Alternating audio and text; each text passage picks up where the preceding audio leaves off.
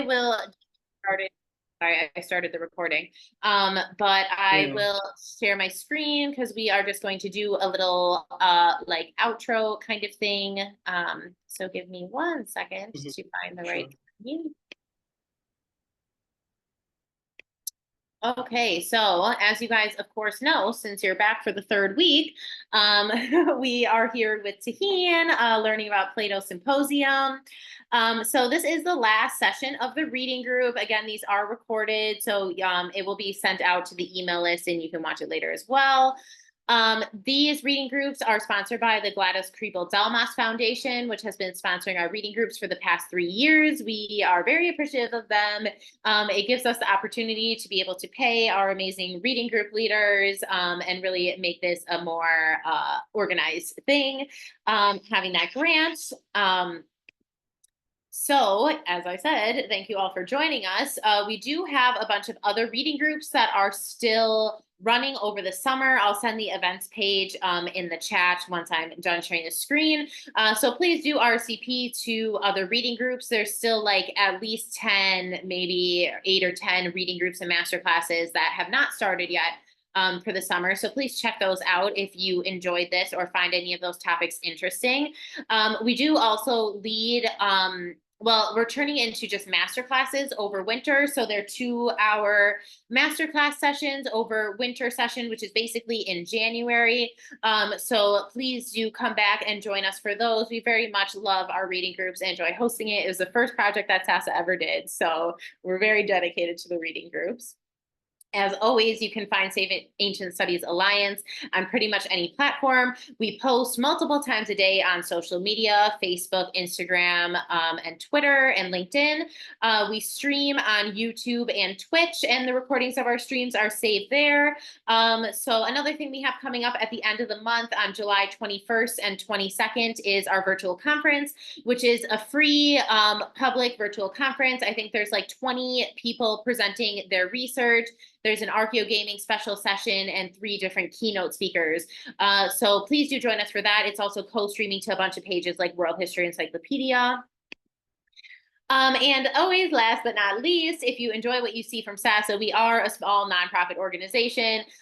So we are lucky to have this project funded by a grant, but that's pretty much how we have anything funded is through individual grants. So if you like what you see from us, please consider becoming a recurring donor for as little as $3 a month.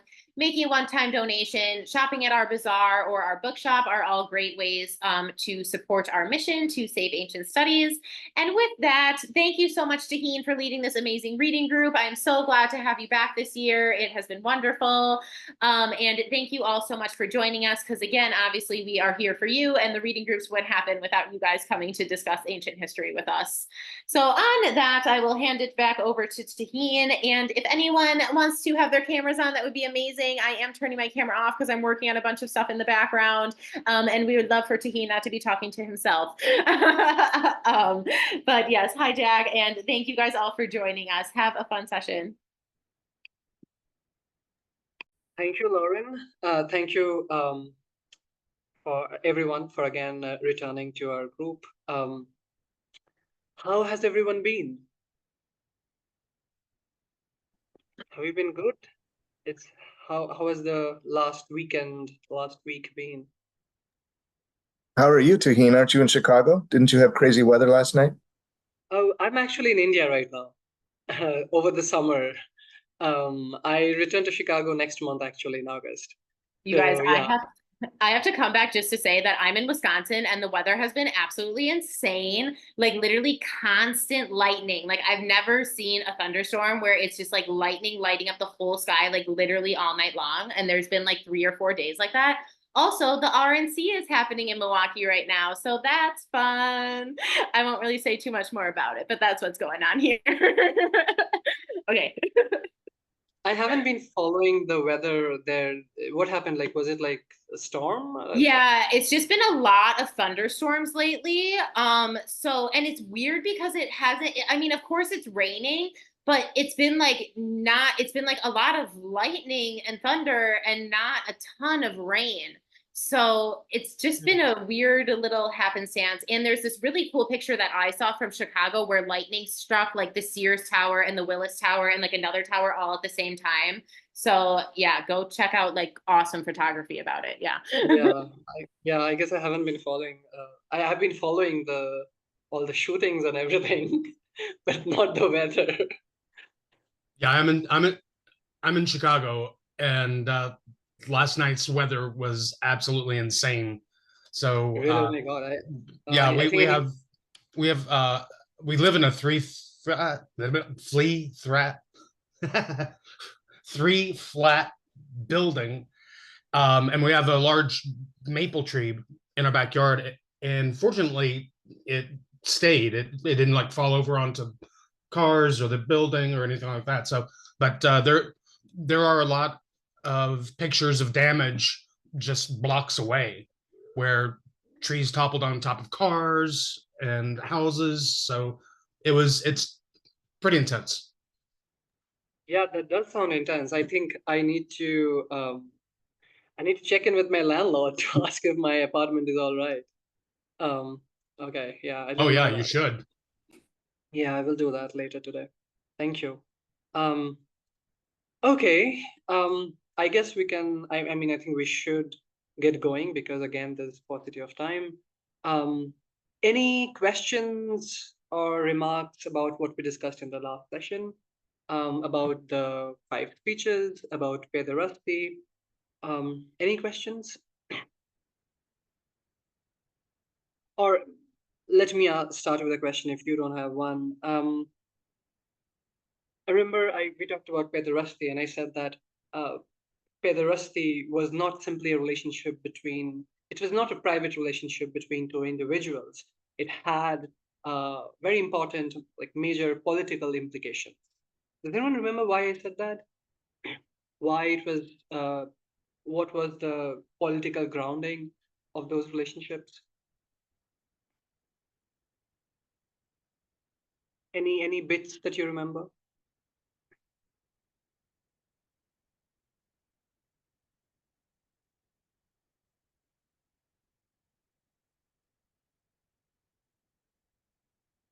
No one? Jack?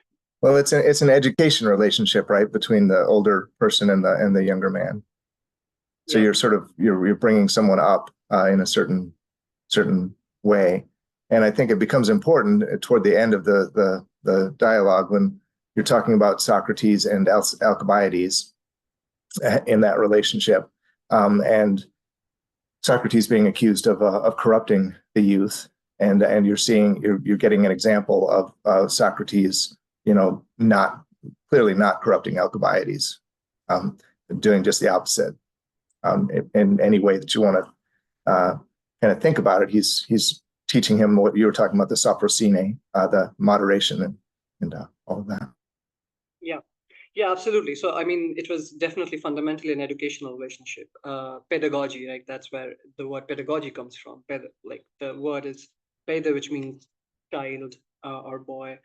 So yes, you were supposed to, the Erastus was supposed to train the younger boy, the Eromenos, into becoming a responsible citizen.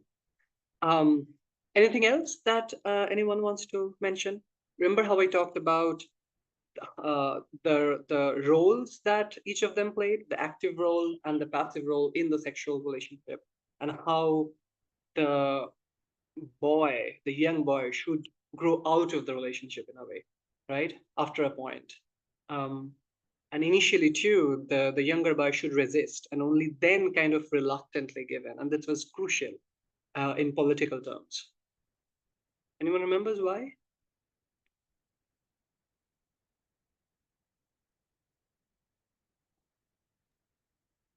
Well, again, I think it's teaching them moderation. If you're going to be a leader in the city, you're going to have to show that you have restraint and that you don't give into immediate pleasures. Yes, exactly. And playing a passive role in relationship was considered, a sign of incontinence, the sign of the fact that you do not have control over your sexual pleasures, and your desires, basically, right? And if you did not have control over your desires, then how would you be a responsible citizen when you grow up, when you have to actively take part in the decisions of the city, you know? So that was like, I think, a crucial reason why the relationship was so much a cause of anxiety among philosophers and moralists of the time. Right, we have so many people writing about pederasty and the proper etiquette that must be followed.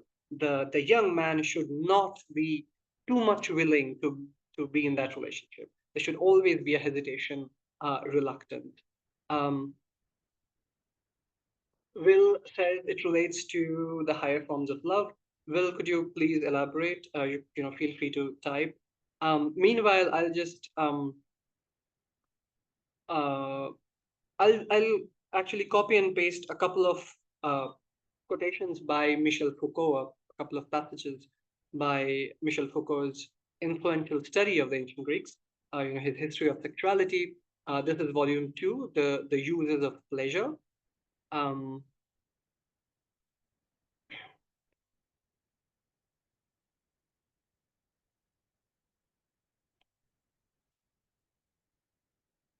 So this one, for instance, I posted this in the chat. Foucault writes, the Greeks did not see love for one's own sex and love for the other sex as opposite. That's two exclusive choices, two radically different types of behavior. We've talked about this, how homosexuality is a largely modern invention. The dividing lines did not follow that kind of boundary. What distinguished a moderate, self-possessed man, that is a man possessing sophrosyone, from one given to pleasures was, from the viewpoint of ethics, much more important than what differentiated among themselves the categories of pleasures that invited the greatest devotion. The kind of desire that you have, whether it's immoderate or whether it's moderate, that is what was far more important than the gender of your object of desire. To have loose morals was to be incapable of resisting either women or boys without it being any serious than that. And then the other one from the same book, um, which kind of summarizes what we have been talking about.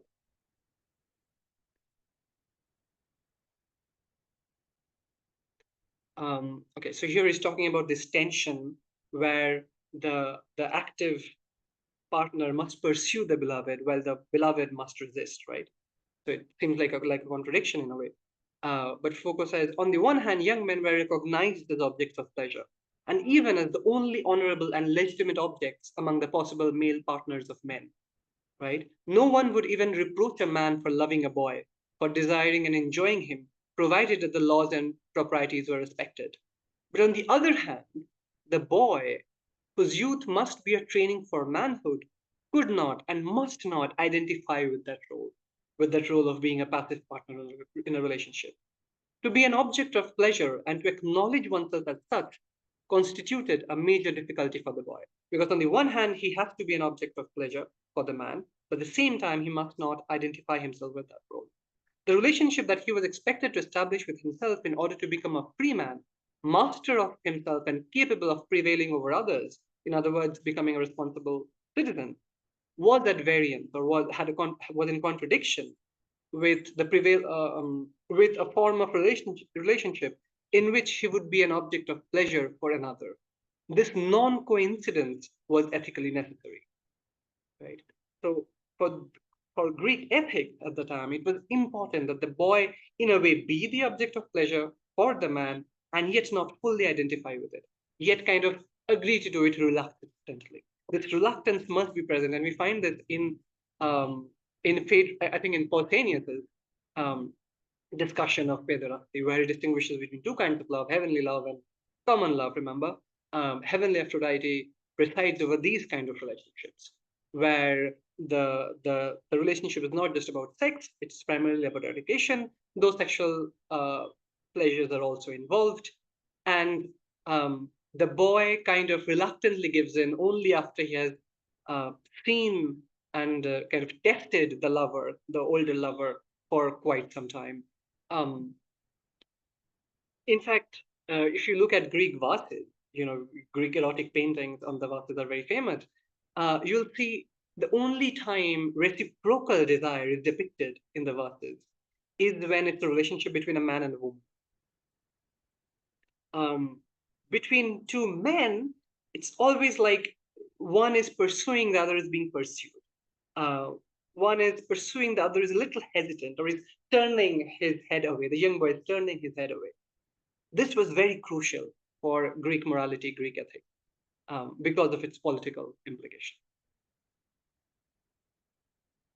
Is that clear? Any question, thought on that before we move on to Socrates, Socrates' speech?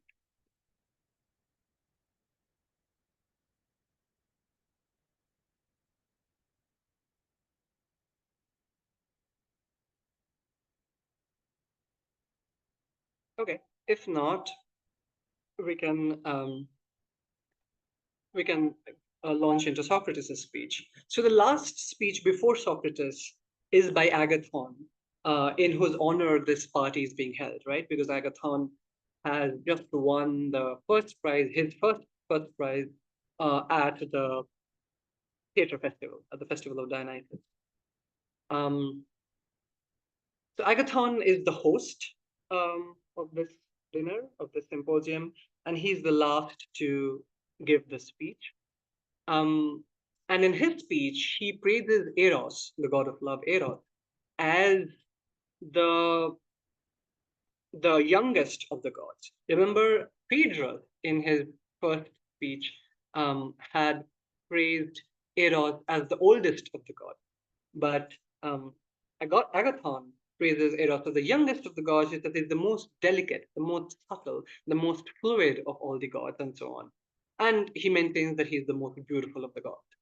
When Agathon finishes his speech, Socrates, uses his typical, what we know as Socratic irony, to basically kind of destroy Agathon. He says, like, "Oh my God, Agathon, you gave such a beautiful speech, but I am really confused because I thought that the speech must be about what is true. The speech must tell the truth rather than just be beautiful, right?" So he's in a way comparing Agathon with the sophist that we have talked about earlier.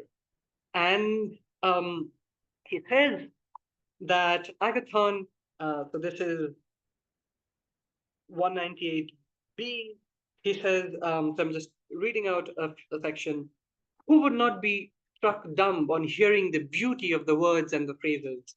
See how he's not talking about the depth of the argument, right? He's talking about the beauty of the words and the phrases.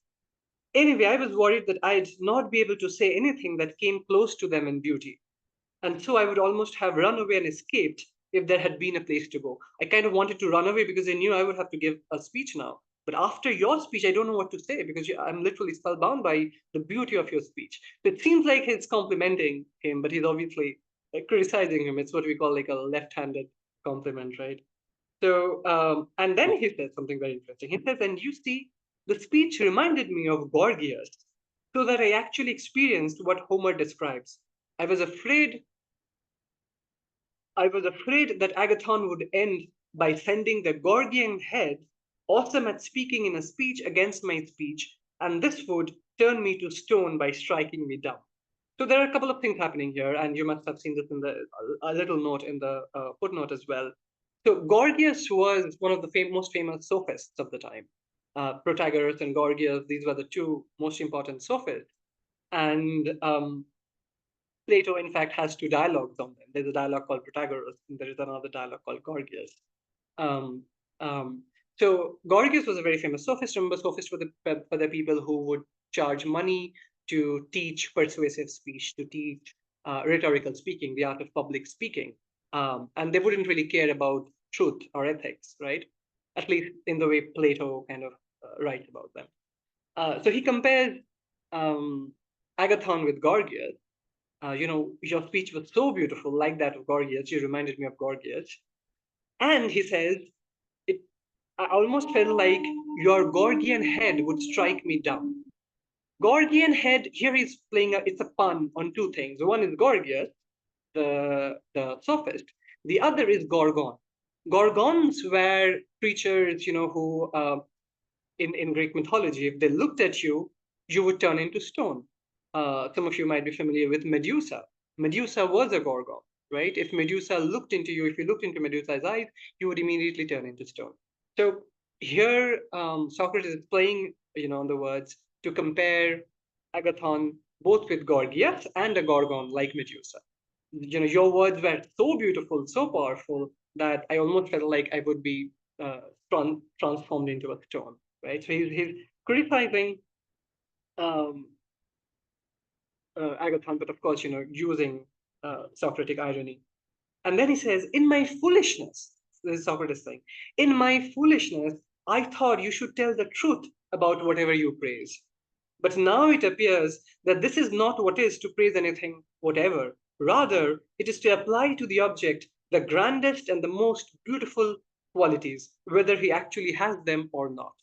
So Socrates says, I thought I should just speak the truth. We should all speak the truth rather than ascribing the most beautiful qualities to the object, whether they possess it or not. And then he says, but I am not a good speaker like you all. I definitely cannot speak like as beautifully as Agathon. So the only thing I think I can do, the only little thing I can do is I can speak the truth. So I'll just do that. So he says, and so he kind of begins his speech. He says, you will hear the truth about Eros, and the words and phrasing will take care of themselves.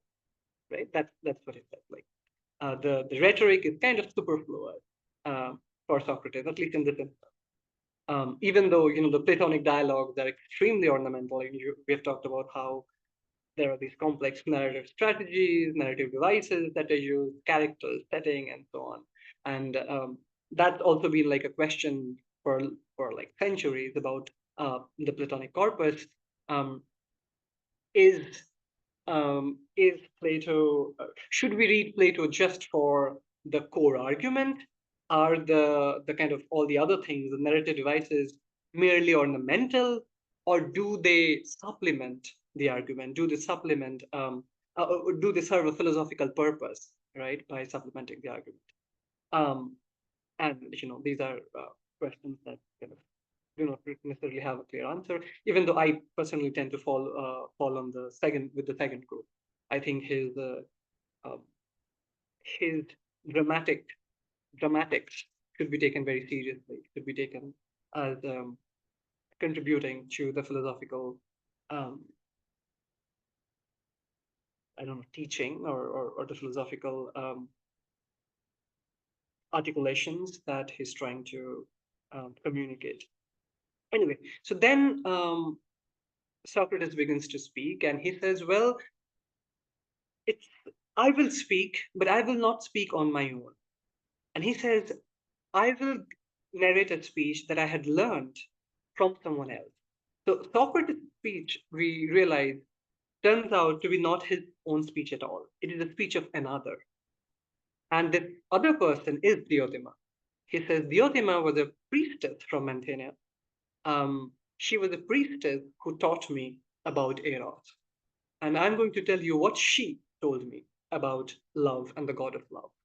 And the critics have pointed out how the language that Socrates uses here is very similar to the language of the mystery, the language of the mystery cults that were very popular at the time. The Dionysian mysteries, but most importantly, the Eleusinian mysteries, which were mysteries or kind of mystery rituals and teachings concerning the goddess Demeter and her cult. If you read the text closely, you'll constantly find the words mysteries being used several times, the language of initiation being used. There's a kind of this initiation into sacred thinking, and where the teacher is kind of leading the student. Diotima is the teacher here, Socrates is the student, deeper into the mystery. So what we find here, we have talked about the narrative distancing that Plato does. What we find here is even more narrative distancing, right? So this is again, remember Apollodorus citing Aristodemus, who was there, and so the readers are being told by Plato a story that was told to someone, to this unnamed interlocutor, by Apollodorus, who was in fact told this, narrated this to by Aristodemus, and so on. And now even within that, there is further narrative discovery. So Socrates is saying that he will be narrating someone else's speech, Diotima's. So his encounter, his conversation with Diotima is what he narrates. And he says that initially, Socrates also thought that love, Eros, is the most beautiful of the gods. And Diotima disagreed. And this is the kind of the logic that Diotima gave. Diotima told him, is love of something or of nothing? Socrates says, of course, love is of something. And what is love of? Is it of something that we have? Do we desire something that we have? Or do we desire something we don't have? You know, the interlocutor says, of course, something that we don't have. So if what we desire is beauty, because love, for at least for the Greeks, love primarily seeks beauty, not just physical beauty, beauty of the body, beauty of the soul. Love seeks out beauty, right? We fall in love when we see beauty in someone else. If love seeks out beauty, it means that love must not himself, and use the pronoun himself because Eros is the male god here, because love himself must be not beautiful. Because again, as I said, you love what you don't have. So if you're seeking out beauty, you yourself must not be beautiful. It's a kind of strange logic, at work here. So, but that's the logic that Socrates and Diotima follow, that love is of beautiful. I can actually, I wrote down, let's see.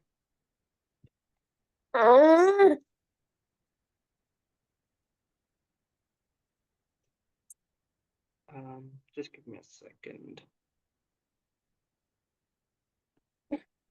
Okay. So is love, hello?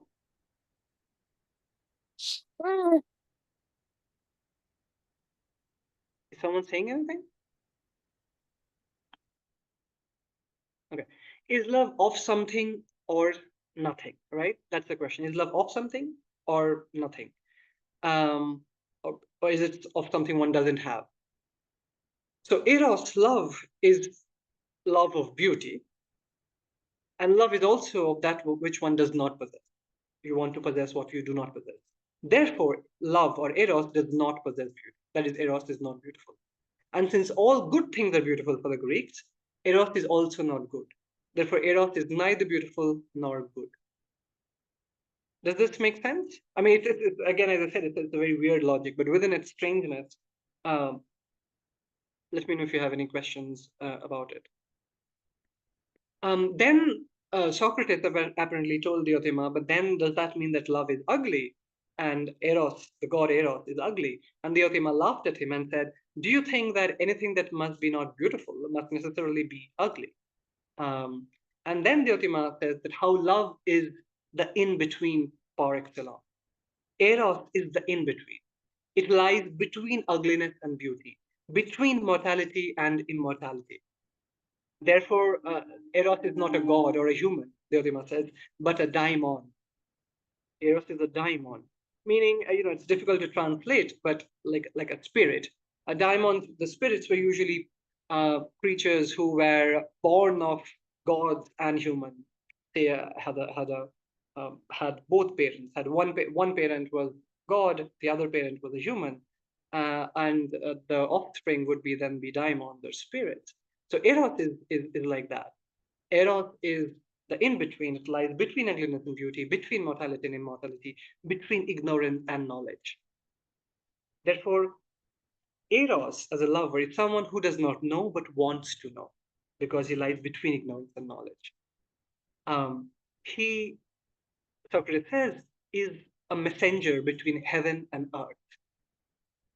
It is through Eros, or it is the power of Eros to give humans a glimpse of the divine. It is through the human that we get a glimpse of the divine when we are overpowered by Eros. It is through our mortality that we gain a glimpse of the immortal when we are overpowered by Eros, right? So Eros is the in-between who makes this leap possible from the earthly to the divine, from the mortal to the immortal. We are at least momentarily immortal when we are in love, or we kind of share in immortality when we are in love. That is kind of, you know, one way of looking at platonic love. I'm kind of skipping over a few sections. There is the section about the birth of Eros, and kind of we find a new mythology, because we know Eros in Greek mythology is born of Ares, the god of war, and Aphrodite, the goddess of love. But here, Diotima tells Socrates a different origin story, where Eros is born of Poros and Penia. Poros is resourcefulness, cunning, resourcefulness, all of those things. It literally means road, right? So road in the sense of having resource. While Penia, so Poros and Penia, Penia is from the word from which you have penury. It means kind of resourcelessness, right? So it's a combination of these two, and therefore Eros is one who, and there's a story about how there was this party when Aphrodite was born, and Poros was there, and Poros got very drunk, and then Penia slept with him while he was drunk, and out of this union, Eros was born. Anyway, we are skipping over that story a bit, but the important part of this story is that Eros is therefore a figure that is between resourcefulness and resourcelessness. He's someone who has very limited resources, but is always trying through his cunning to gain more. So he's ignorant, but he wants to have knowledge. He's oriented towards knowledge. Okay, now the question that I want to ask you is, why do you think Diotima is a woman? Why did Plato feel the need to make Diotima a woman? The person from which Socrates learns the highest mysteries about love. Why is that figure a woman in a dialogue which otherwise marginalizes or even erases the woman? The dialogue it takes place in a symposium, which is an overtly masculine space. They're talking about desire primarily between, male desire, an older man and a young woman, not about romance between men and women. And even that there was the single kind of feminine presence that was there at the beginning of the dialogue, the flute girl, was asked to leave.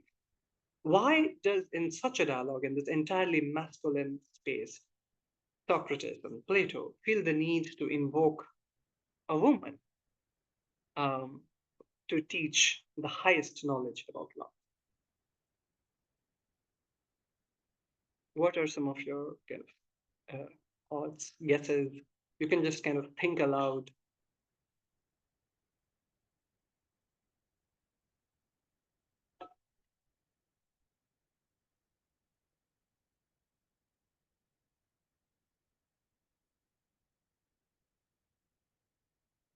Any thoughts? I mean, this is not supposed to be like a lecture. It's supposed to be a discussion.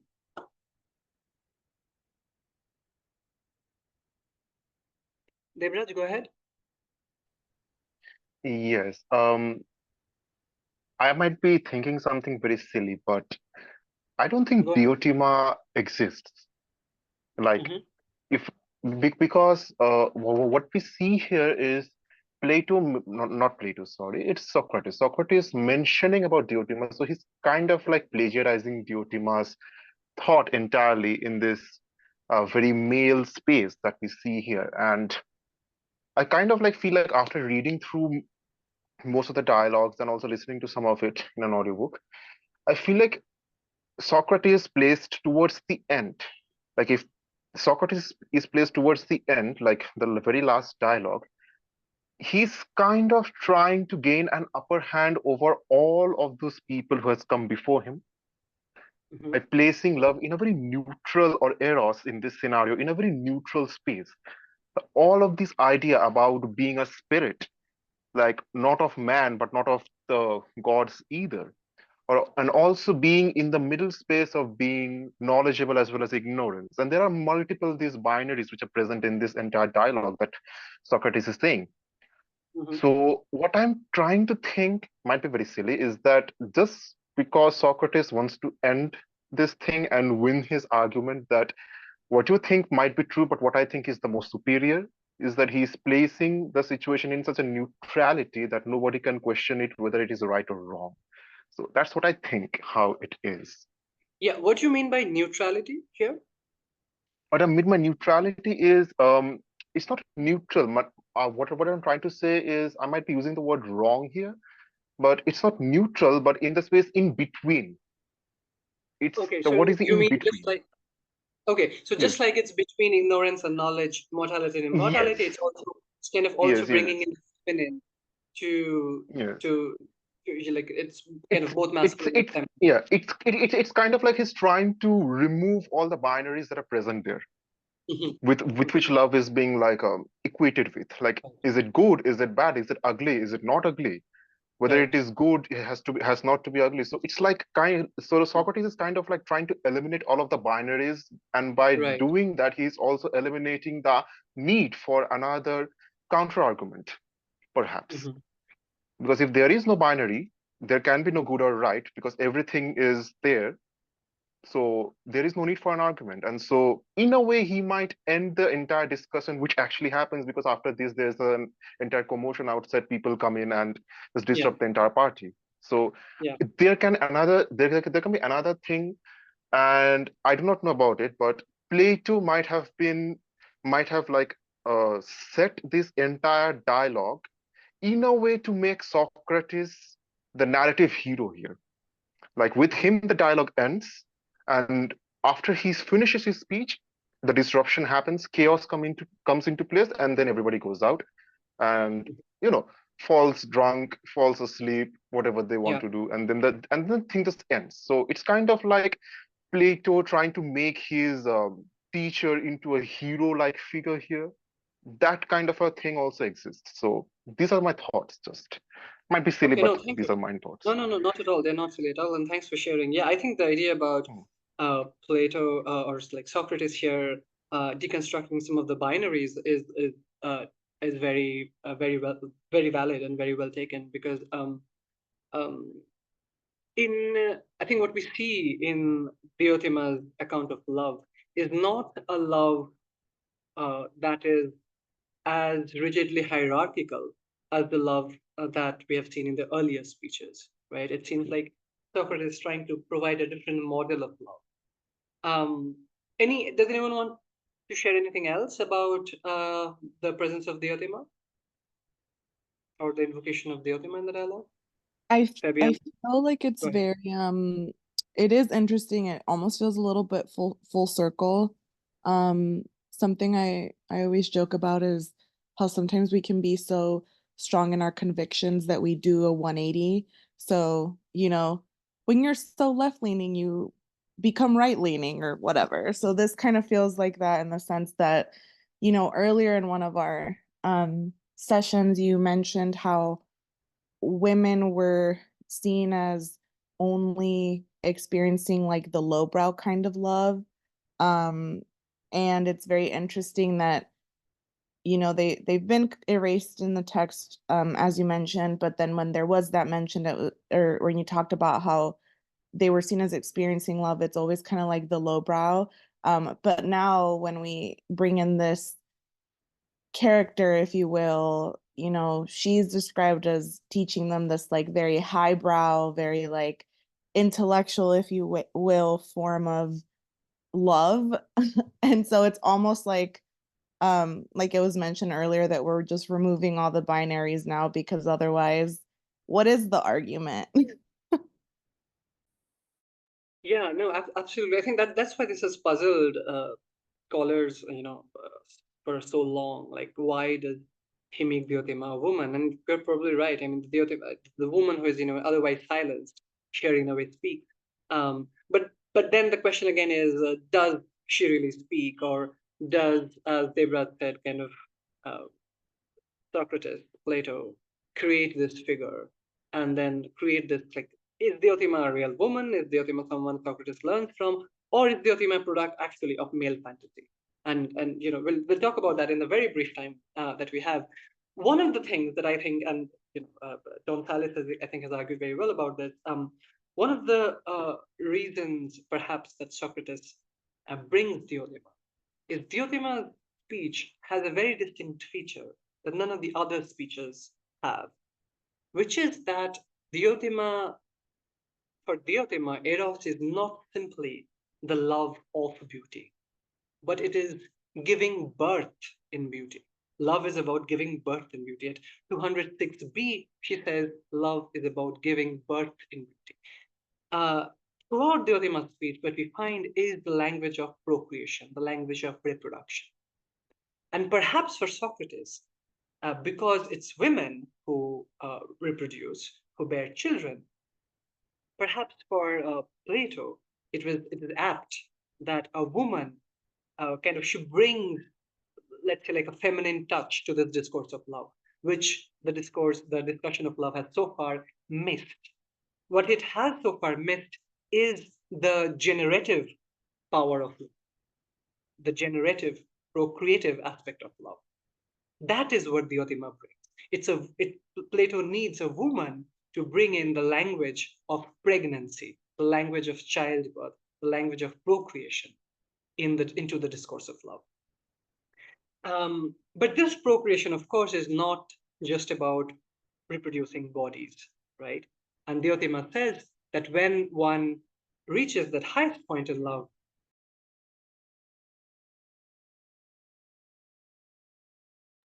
sorry, it's the train in the background. I don't know how much you can hear it, but so when the lover ascends the ladder of love, right?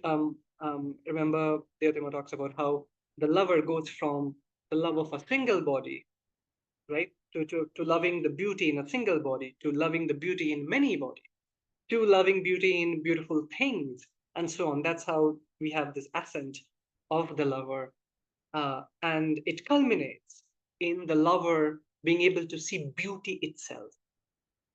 So when we are looking at a beautiful flower, we are not really looking at beauty itself. We are looking at the beauty that is shared by the flower, right? We're looking at the beautiful flower. We are looking at a beautiful person. We are not looking at beauty itself.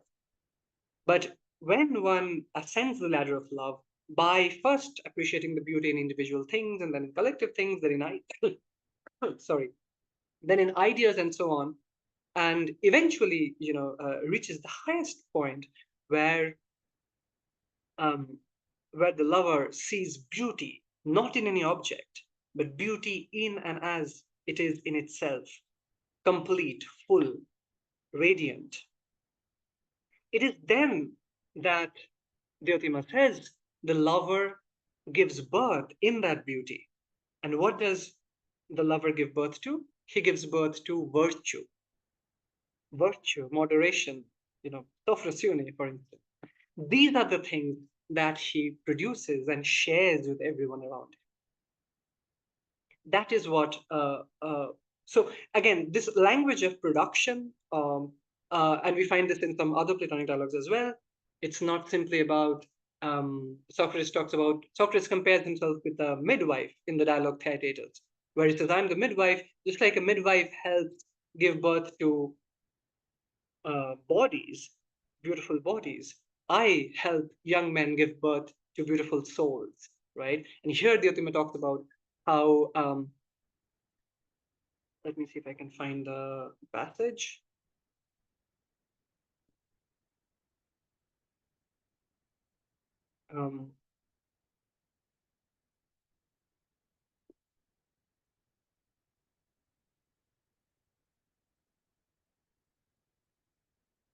I think I won't find it now. Okay, I found it. So this is 206 C. He says, love is wanting to possess the good forever. And then she says, I'll tell you what love is. It is giving birth in beauty, whether in body or in soul, whether it's in a beautiful body or in a beautiful soul. You give birth in love. When you give birth in a beautiful body, you produce a body. When you give birth in a beautiful soul, you produce beautiful speeches, you produce virtue, sophrosune, moderation, and all those things. That's because when a man and a woman come together in order to give birth, this is a godly affair. And see how here, unlike the earlier speeches, the relationship between a man and a woman is here called a godly affair, not something that is, inferior. to relationship between two men. Pregnancy, reproduction, this is an immortal thing for a mortal animal to do, and it cannot occur in anything that is out of harmony. Beauty, however, is in harmony with the divine, and so on and so on. Therefore, the goddess who presides at childbirth is really beauty. That's why whenever pregnant animals or persons draw near to beauty, they become gentle and joyfully disposed and give birth and reproduce, and so on and so forth. What love wants is not beauty as you think it is, she tells Socrates. Socrates asks, well, what is it then?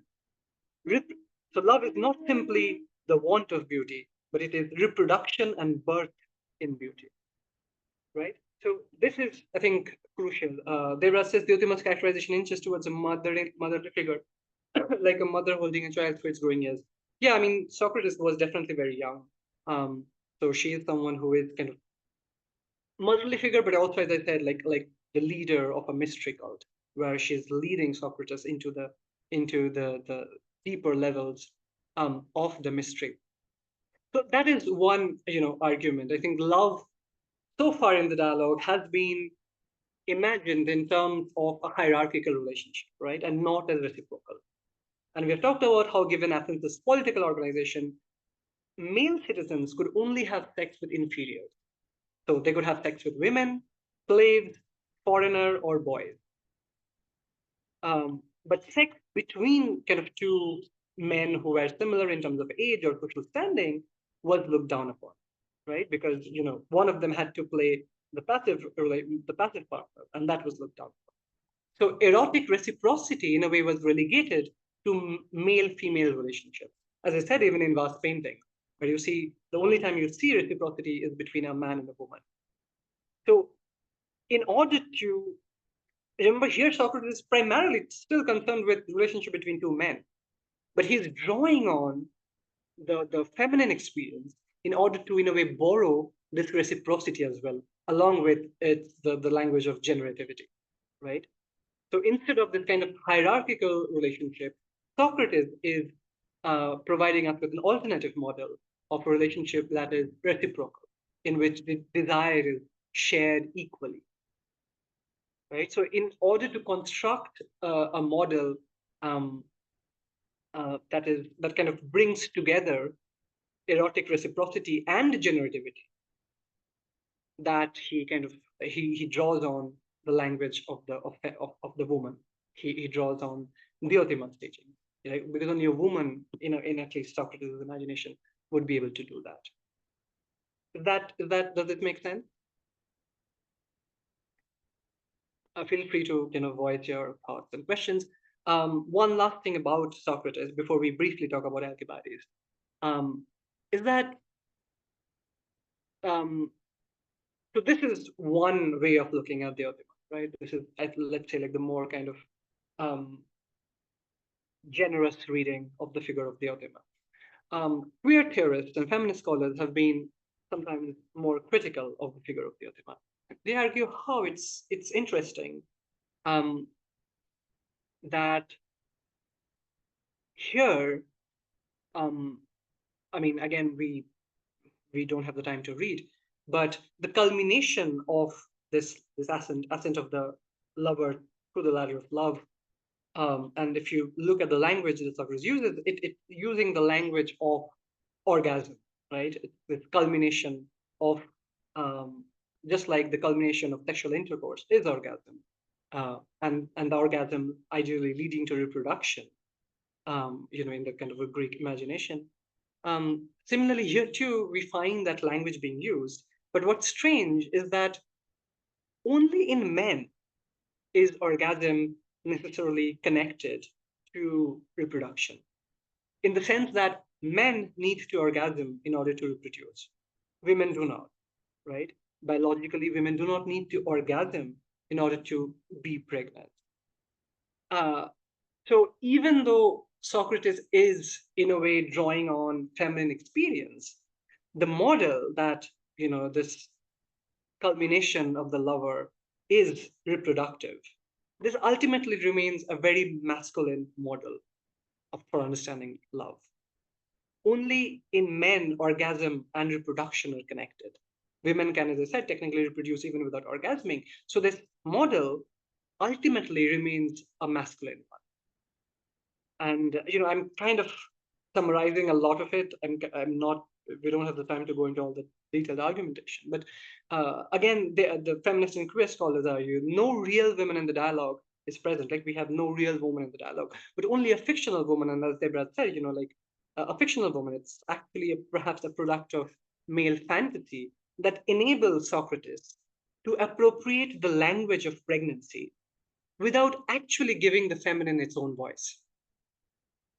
So in a way, he kind of ventriloquizes, he impersonates the woman, he impersonates Diotima without actually recognizing women or giving space to real women in that symposium. It So does in a feel way, like there's a little bit of mental gymnastics in the text. I mean, in terms of how they talk about the importance of men and reproduction and, the importance of an orgasm being tied to reproduction. Whereas it almost feels like I mean, you've said this, right? But it feels like there's a removal of the importance women play in reproduction, because even if you want to scale it down or make it really reductive and say, well, we just incubate, like the physical person is in the woman, if that makes sense. So it's almost like the act is reduced to, well, women just receive, right? Mhm. But also there's that very important, the pregnancy that makes the reproduction happen or successful. It's interesting. yeah, absolutely. I mean, as you said, mental gymnastics, these are very complex texts. And again, like we don't have the time to delve into all the details. But I just wanted to give you certain like kind of basic direction, different directions in which this can go, and which the different interpretive traditions of the text. Okay, so again, as I said, as Fabiana was also in a way suggesting that you could say that the feminine is in a way erased precisely through its very representation. Like it is by representing Diotima, but then ventriloquizing Diotima through Socrates, that the feminine is also erased, because it's kind of a product of male fantasy rather than a real woman speaking. And even when Diotima is speaking, her speech serves in a way to embolden the relationship between men, right? It is because her Socrates uses her language to talk about reciprocal shared relationship ultimately between two men, right? Uh, Socrates is only referring to or seeking his nourishment from Diotima, from the relationship between men and women, but using it to feed or to sustain and nourish the relationship between, or develop a new model of relationship between two men. We don't have a lot of time, but I'll just kind of end with some pointers, maybe.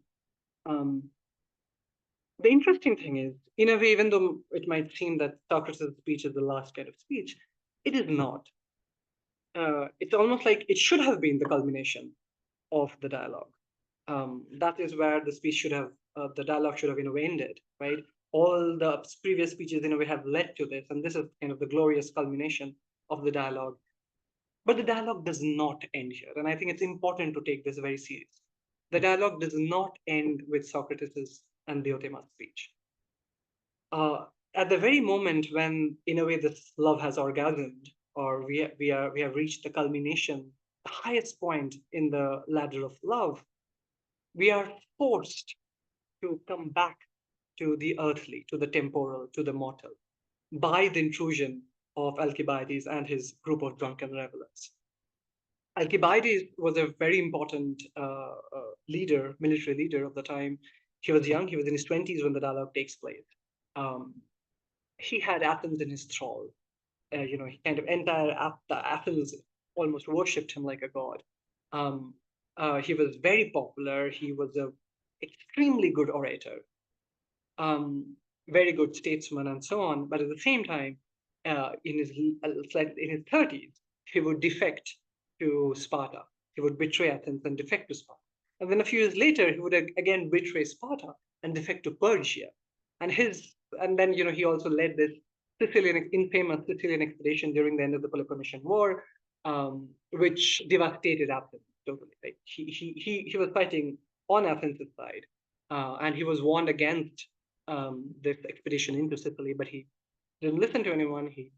He went ahead with it, and it was disastrous, and it kind of ended Athens' chances of victory in the Peloponnesian War. So it's interesting because when the dialogue is set, all of this has not happened.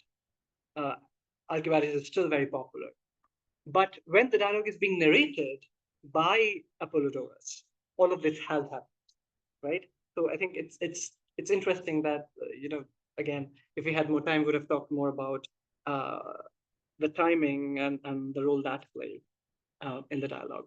But I would like you to think about why does the dialogue not end with Socrates' speech? Why does Alcibiades bargain? And then Plato gives a significant space to Alcibiades. Alcibiades then gives his own speech, and he says, "I will not speak in honor of Eros, but I will speak about Socrates, not about love, but about Socrates." So in a way, Socrates is here becomes. Thanks, Fabiana. I know some of you will have to leave, so feel free to. I might continue just a couple of minutes more. Thank you, Fabiana. Great, having you here. Lauren. Can I interrupt for just a second too, because I do have to go too, but I totally forgot to say that we're going to be sending out emails like today, tomorrow, that have an evaluation form for this reading group. So please, please, please do fill out the evaluation form and give us your feedback. It is like invaluable to us and to the grant writing process so that we can get the grant again next year, and for Taheen and whatever. So that really is valuable information to us. And of course, thank you so much, Taheen. This has been great. Thank you everyone who has come. I do have to run, but Taheen, I'm gonna like make you the full host, so it for sure won't log everyone out. And then you can end the meeting when you guys are done. But thank you all so, so much for coming. And it was so good to see you, Taheen. When you're back in Chicago, we'll need to come visit you. Yeah, please do. Please do. And thanks, Lauren, for always facilitating all of this so smoothly. Of course, of course. Thank you so much, you guys. Have a great day. Thank you. Bye, Lauren. Bye. Everyone else, feel free to leave. I know we are over time, but I'll just, if you have time, I'll just end with a couple of I'll say a couple of more things maybe about Alcibiades. Alcibiades makes this entrance with this ivy wreath and he's drunk. So in a way, as I have said earlier, he's the very embodiment of Dionysus. So the Dionysus, which was banished at the very beginning of the dialogue, remember, they said no drinking, or even if you drink just a little bit in moderation. And the flute girl was also kind of sent out. The flute being a symbol of Dionysus, or being associated with Dionysus, while the lyre is associated with Apollo. He barges in, and in a way, with a sudden jolt, the ascent of the lover is interrupted, and we come tumbling down back into the corporeal, the earthly, from the universal to the particular. We could say the banished returns, or in psychoanalytic terms, what was repressed always returns. And then he says, I will not give an encomium, or a kind of praising speech to love, but instead to Socrates. And there are lots of things happening over here, lots of little things which we don't have the time. Then he compares Socrates with very interesting figures. He compares Socrates with Silenus and with Marsyas, who were both like satyrs, Satyr, who were like half human, half animal, like ugly creatures. He compares Socrates with them. So these were creatures, half animal, half human, ugly, but also full of wisdom. He says, you're one of those statues of Silenus. Silenus, interestingly, was also associated with Dionysus. So he's here, interestingly, comparing Socrates with Dionysus, or Dionysian figures. And this is very interesting because Socrates so far has been associated with Apollo, right? He's the philosopher in service of Apollo. His story is being narrated to us by Apollodorus, whose name literally means the gift of Apollo. But here we find what's his name? Alcibiades, comparing Socrates in a way with, or associating Socrates with Dionysus. And then he says at the very kind of end of his speech, beware of this man, because this man has given us all, or initiated us all into the Dionysian frenzy of philosophy. Now, this is remarkable. It's kind of an astonishing phrase to use for Socrates. The Dionysian frenzy, he says Bacchic frenzy, Bacchus, being the other name for Dionysus, the Bacchic frenzy of philosophy. This is fascinating because in many of the other dialogues, Socrates has dissociated philosophy from frenzy. So in Republic, of course, but in his dialogue called Eon or Ion, for instance, he says that the poets do not know because they are possessed. They're possessed by some kind of inspiration, so they do not have knowledge. So for him, possession or the act of being in frenzy is when you do not have knowledge. Well, the philosopher is one who is not possessed, who is not in a frenzy, but knows through the light of reason. But here we find Socrates being associated with the Dionysian, with frenzy, with possession. At the beginning of Alcibiades' speech, Alcibiades says, Socrates, I will tell nothing but the truth. If at any point I say anything that is not true, feel free to interrupt. And then then Alcibiades says all these things, and Socrates does not interrupt him even once. Does this mean that Alcibiades is saying the truth? Is Socrates in a way Dionysian as well, or as much as he's Apollonian? These are questions I want you to think about, and I will end at, I think I usually, when I teach the symposium, I devote an entire class to Alcibiades' entry and speech. We don't have the time for that, but it will end with reading out, or actually pasting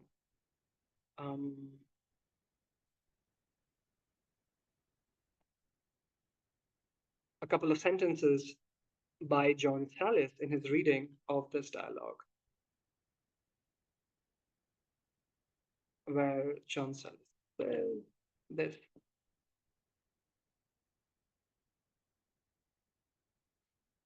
And again, we don't have the time to go into that, but there are many other connections that at this point Plato makes between Socrates and Dionysus.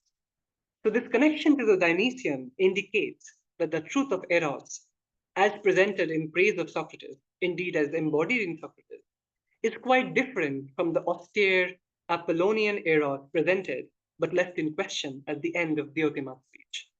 Whereas the Apollonian Eros would elevate the lover beyond mortal flesh up into company with the gods, Socratic Eros retains its connection to the shaggy, lustful party animal forms represented by Silenus and the Silenus. Again, the figures, as I said, half animal, half human figures who were associated with Dionysus and who Socrates is repeatedly compared to in this speech.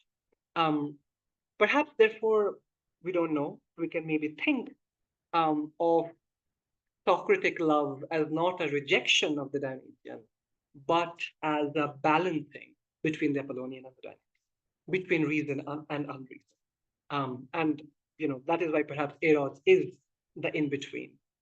At the end of the dialogue, when everyone is kind of either drunk or has left, Socrates, this is Aristodemus, who remembers like a bit, because he said I was very sleepy, so I didn't remember everything. I fell asleep again. But the only thing I remember is that Socrates was saying that the true dramatist should be both a comedy writer and a tragedy writer. The true dramatist should be able to write both, which was very rare, that at that time. The skillful dramatist should be able to compose both tragedy and comedy. Perhaps because it is Dionysus who, remember, is the patron god of both the forms, of both theatrical forms. Dionysus is the patron god of theater, not just of tragedy. And we could say that Socrates does not banish or reject the Dionysian. Socrates is attracted to the Dionysian. He loved spending time with Alcibiades, for instance, but he's immune to his sexual advances. Socrates enjoys drinking. Remember, it's not like Socrates does not drink. Socrates enjoys drinking wine but never gets drunk.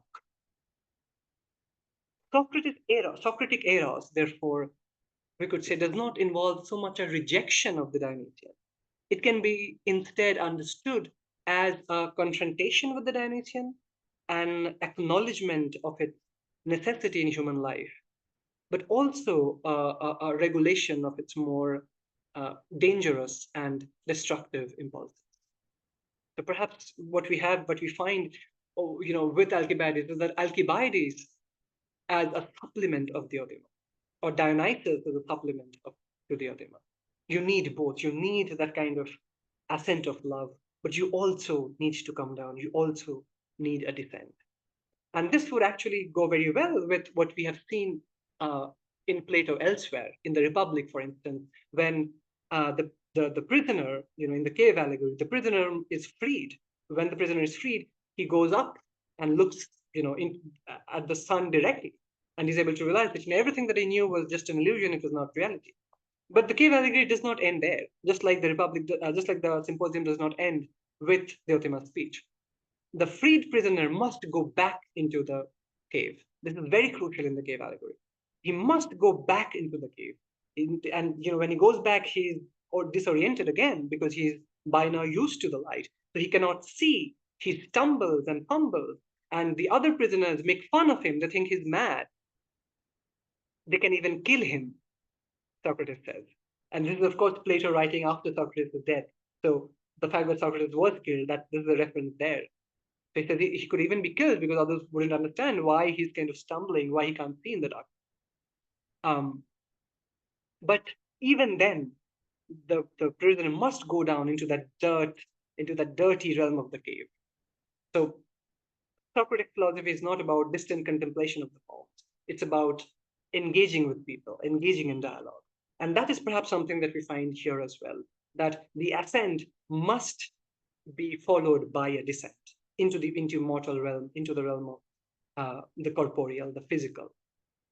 And we find this again in actually the end of the Republic as well, in the myth of which it's not as read as it should be, as where this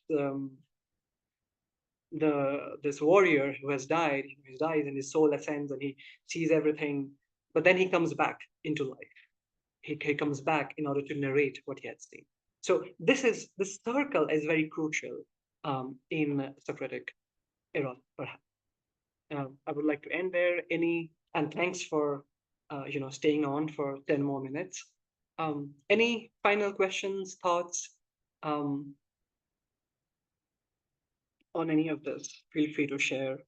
Thank you, Dr. Horn. I saw that you were probably having some difficulty connecting, but thanks for connecting anyway. Thank you, Brian. Thank you, everyone. I also enjoyed this conversation very much. Hopefully I'll offer something at some point later on, and maybe I'll see some of you again. Thank you. That was great. Thank you. Thank you. Thank you, everyone. Enjoy whatever is left of the summer. Bye. Take care.